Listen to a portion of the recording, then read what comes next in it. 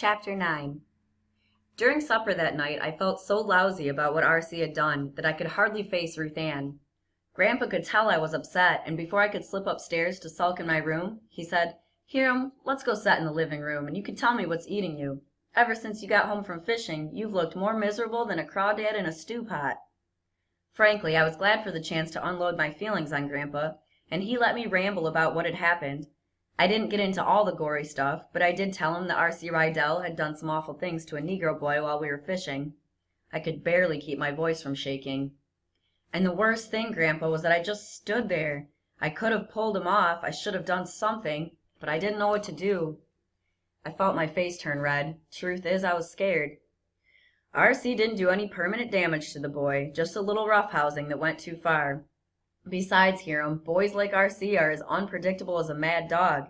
If you'd have gotten in his way, he might have ripped into you. But I should have done something. Should have seen how that boy looked at me when he left. He thought I was his friend. That's where he made his first mistake. Coloreds around here know better than to push themselves on white folks. There is no friendship between whites and colors. Never should be, never will be. Even a fool ought to have known that. R.C. wasn't just acting unfriendly, Grandpa. He was torturing him. It was crazy. Why would anybody act like that?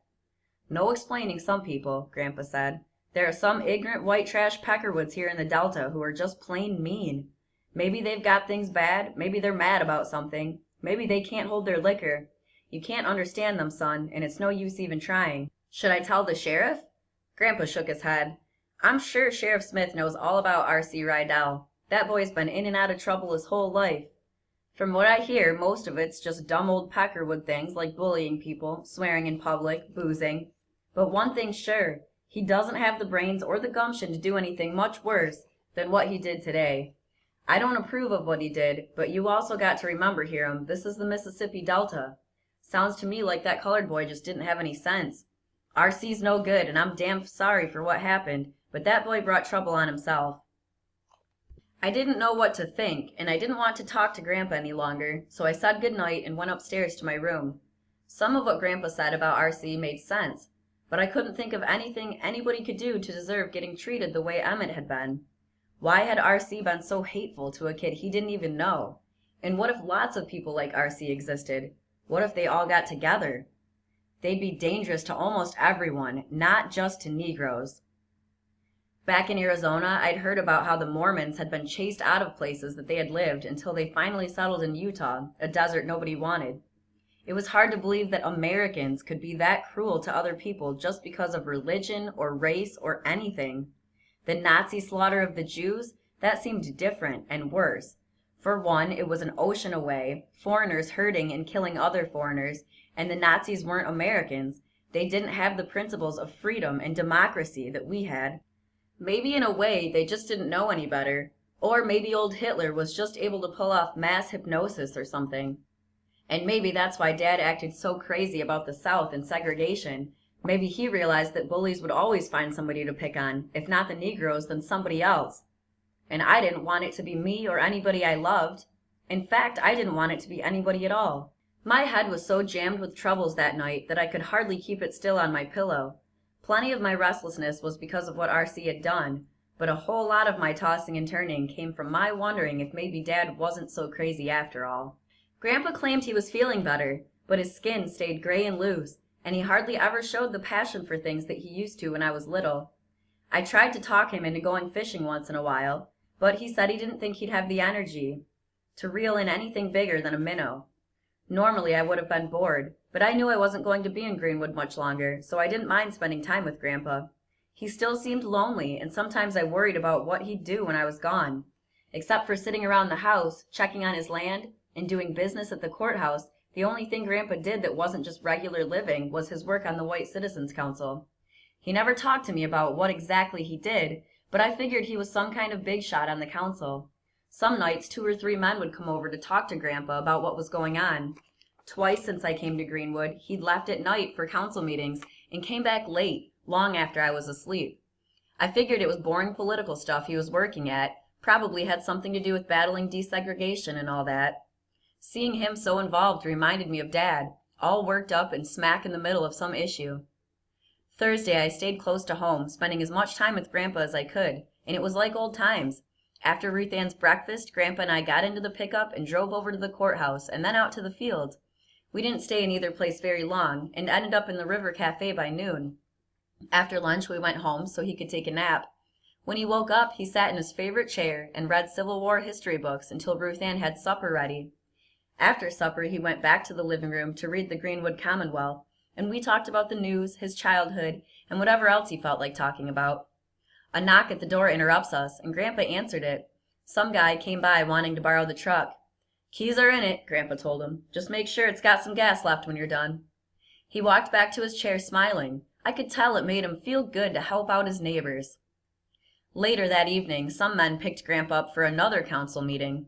For a while after he left, I sat in the living room reading the newspaper and listening to the radio. The man who had borrowed the truck had already returned it, so I thought about taking it and cruising Greenwood, but there wasn't a whole lot to see in Greenwood at night. Besides, there really was only one person I wanted to see, even though I wasn't sure how I could see her or if she wanted to see me. By 10 o'clock, I was bored and restless, so I went for a walk. Greenwood's dead quiet at night, and as I walked along River Road, the only thing I heard except for the buzz of the summer locusts and the sound of an occasional car or truck was the soft flow of the Yazoo River down below the sidewalk.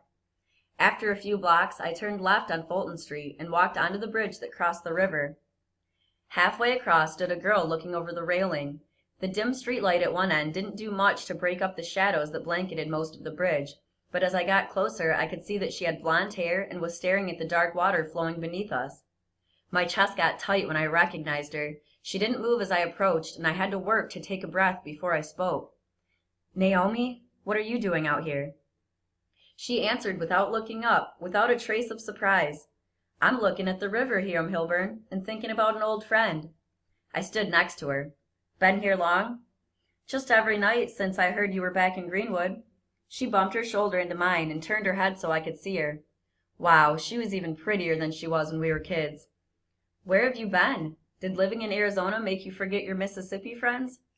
"Naomi, don't go fretting about it, Hiram." She smiled and nudged me with her hip. "I'm just teasing. Really, I've wanted to see you and all, but I've been pretty busy since I got here, and I wasn't sure, how you'd feel if I just showed up one afternoon." I would have felt right fine about it. It's not like I get many visitors out to the house. R.C. and Pa make dang sure of that, believe me. You of all people ought to know that I'd be hoping you'd show up, but I knew your grandpa'd been sick and all, and that you were tending him. Still, you can't blame me for wishing you'd come and see me. It's been an awful long time, Hiram." She spoke without sadness, and seeing her smile and hearing her beautiful southern voice made me glad I'd come to the bridge that night. "I have seen R.C. a few times, and I asked about you." "R.C.!" Naomi rolled her eyes. "I'd like to wring his neck. Do you know that he waited 2 whole days before he even told me you were in town? Not that I see him much anyways, with him working days and tomcatting around at night, but he should have been a little more thoughtful, and I let him know it, too." Naomi was the only person alive who could scold R.C. Rydell and get away with it. "He hasn't changed much, has he? I mean, he's bigger and all, but he's still R.C. I almost told her what he'd done to Emmett at the river, but I decided bad news about her brother wouldn't do her any good. She already knew, better than anybody, the kind of guy he was. "I wish he'd turn over a new leaf," she said. "He used to be just ornery, but lately he's been worse than that, almost like he's trying to get into trouble or trying to prove something.